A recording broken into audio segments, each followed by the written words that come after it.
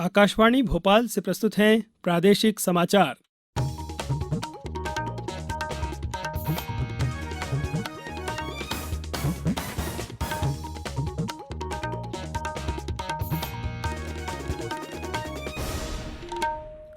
नमस्कार, समाचारों के साथ मैं नवनीत चौबे।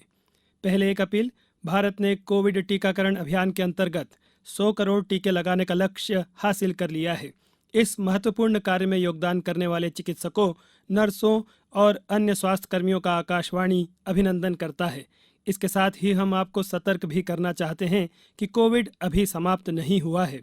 आप सभी से हमारी अपील है कि यथाशीघ्र दोनों टीके लगवाएं और अन्य लोगों को भी टीके लगवाने के लिए प्रेरित करें। त्योहारों के समय कृपया इन 3 आसान उपायों का पालन अवश्य करें। मास्क पहनें, 2 गज की दूरी बनाए रखें, हाथ और चेहरा साफ रखें। कोविड से संबंधित कोई भी जानकारी और मार्गदर्शन के लिए राष्ट्रीय हेल्पलाइन नंबर 011-2397-8046 और 1075 पर संपर्क करें। अब इस बुलेटिन के समाचार। सबसे पहले मुख्य समाचार। प्रधानमंत्री नरेंद्र मोदी ने कहा, अब देश में वीआईपी की जगह ईआईपी यानी हर व्यक्ति महत्वपूर्ण की संस्कृति हुई लागू। पुनर्विकसित रानी कमलापति रेलवे स्टेशन किया राष्ट्र को समर्पित। जनजातीय गौरव दिवस पर प्रधानमंत्री ने राशन आपके ग्राम सहित कई योजनाओं का किया शुभारंभ। प्रदेश में फिर से खुले आंगनबाड़ी केंद्र और आज मनाया जा रहा है देव उठनी 11 का पर्व। कल से शुरू हो जाएंगे विवाह सहित सभी मांगलिक कार्य। अब समाचार विस्तार से। प्रधानमंत्री नरेंद्र मोदी ने कहा है कि अब देश में वीआईपी यानी बहुत ही महत्वपूर्ण व्यक्ति की जगह ईपीआई यानी हर व्यक्ति महत्वपूर्ण है की संस्कृति लागू हो गई है। उन्होंने कहा कि जो सुविधाएं पहले केवल कुलीन वर्ग के लिए उपलब्ध थी, वे अब आम लोगों के लिए भी आसानी से उपलब्ध हैं। प्रधानमंत्री आज मध्य प्रदेश के भोपाल में अपने एक दिवसीय दौरे के दौरान पुनर्विकसित रानी कमलापति रेलवे स्टेशन का उद्घाटन कर रहे थे। भोपाल के ऐतिहासिक रेलवे स्टेशन का सिर्फ कायाकल्प ही नहीं हुआ, बल्कि किन्नौर की रानी कमलापति जी का इससे नाम जुड़ने से इसका महत्व भी और बढ़ गया। गोंडवाना के गौरव से आज भारतीय रेल का गौरव भी जुड़ गया। रानी कमलापति स्टेशन पीपीपी मॉडल पर आधारित देश का पहला विश्व स्तरीय स्टेशन है। रेलवे के महत्व का उल्लेख करते हुए श्री मोदी ने कहा कि भारतीय रेलवे न केवल दूरियों को जोड़ने का माध्यम है, बल्कि यह देश की संस्कृति, देश के पर्यटन और तीर्थयात्रा को जोड़ने का एक महत्वपूर्ण माध्यम भी बनता जा रहा है। आज़ादी के इतने दशकों के बाद पहली बार इतने बड़े पैमाने पर भारतीय रेलवे की इस क्षमता का पता लगाया जा रहा है। इस स्टेशन को पहले हबीबगंज स्टेशन के नाम से जाना जाता था और हाल ही में इसका नाम बदलकर गोंडरानी रानी कमलापति के नाम पर रखा गया।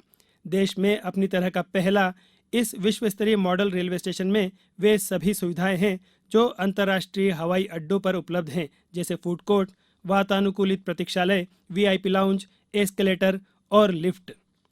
इससे पहले दिन में भोपाल के जम्बूरी मैदान में जनजातीय गौरव दिवस महासम्मेलन को संबोधित करते हुए प्रधानमंत्री ने कहा कि आज़ादी के बाद देश में पहली बार इतने बड़े पैमाने पर पूरे देश के आदिवासी समाज की कला संस्कृति, उनके स्वतंत्रता आंदोलन और राष्ट्र निर्माण में योगदान को याद किया जा रहा है। आज का दिन पूरे देश के लिए, पूरे जनजातीय समाज के लिए बहुत बड़ा दिन है। आज भारत अपना पहला जनजातीय गौरव दिवस मना रहा है। आज आदिवासी समाज के लिए शिवराज जी की सरकार ने कई बड़ी योजनाओं का शुभारंभ किया है। राशन आपके ग्राम योजना हो या फिर Madhya Pradesh sickle cell mission हो, ये दोनों कार्यक्रम आदिवासी समाज में स्वास्थ्य और पोषण को बेहतर बनाने में अहम भूमिका निभाएंगे।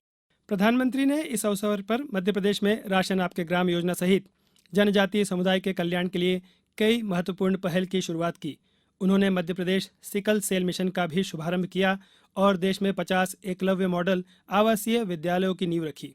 प्रधानमंत्री ने जोर देकर कहा कि स्वतंत्रता संग्राम में आदिवासी समुदाय के योगदान पर आधारित प्रेरक कहानियों को देश के सामने लाना और उन्हें नई पीढ़ी से परिचित कराना हमारा कर्तव्य है।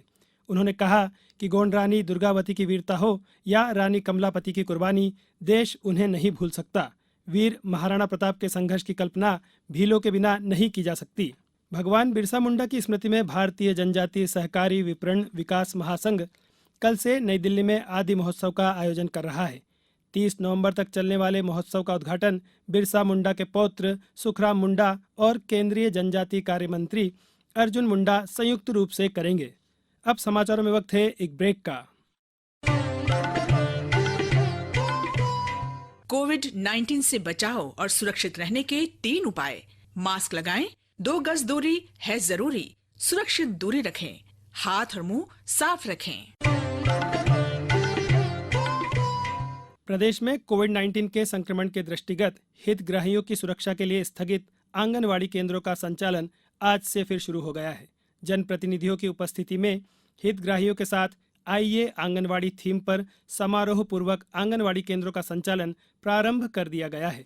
पहले दिन आंगनवाड़ी पहुंचे नवनिहालों का फूल माला से स्वागत किया गया। प्रदेश भर में आज देवउठनी एकादशी का पर्व मनाया जा रहा है। ऐसी मान्यता है कि इस दिन भगवान विष्णु 4 महीने की अपनी योग निद्रा से जागते हैं और विवाह सहित अन्य मांगलिक कार्यक्रमों की शुरुआत हो जाती है। आज तुलसी और शालिग्राम का श्रृंगार कर पूजा अर्चना की जा रही है।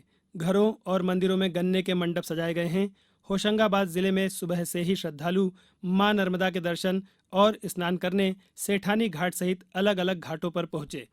जबलपुर, रतलाम, सतना, मंडला, कटना सहित अन्य जिलों में एकादशी का पर्व हर्षोल्लास के साथ मनाया जा रहा है।